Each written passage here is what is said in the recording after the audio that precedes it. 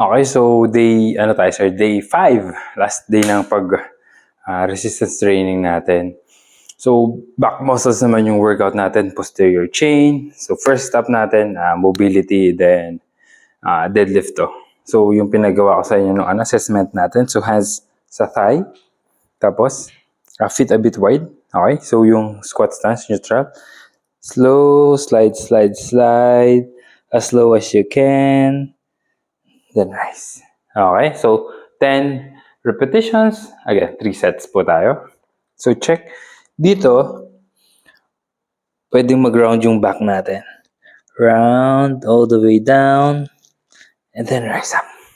Okay, so inhale slow. Then up. Okay po. So dito lang sa warm-up lang natin gagawin yung nagra-round yung back. Then up. So, feel pa rin yung stretch sa hamstring, sa glutes. Inhale. Exhale up. So, down. Option, pwede ka mag-pause dito, drop your head. Then rise. Okay po.